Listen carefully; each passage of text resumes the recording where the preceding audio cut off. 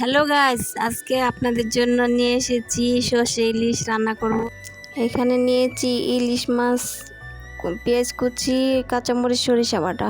এখন পেঁয়াজ দেব, পেঁয়াজ পরে তেলগুলো দিয়ে ভালো করে ভেজে নিব।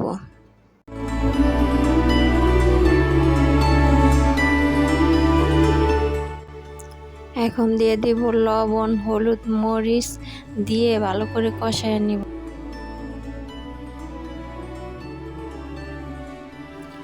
সরিষা বাটা ও পানি দিয়ে ভালো করে কষিয়ে নেব।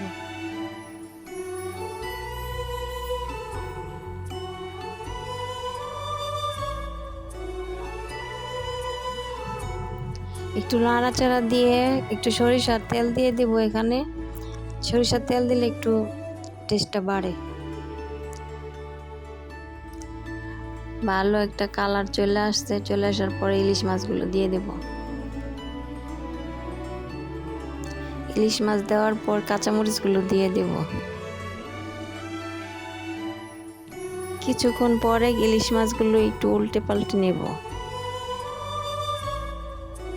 তারপর পরিমাণ মতো একটু পানি দেব। 20 মিনিটের মতো এটা ঢেকে দেব। আমাদের রান্নাটা হয়ে গেছে, দেখুন কত সুন্দর একটা কালার এসেছে। এটা খেতে অনেক সুস্বাদু, আপনারা বাসায় ট্রাই করে দেখবেন। আল্লাহ হাফেজ।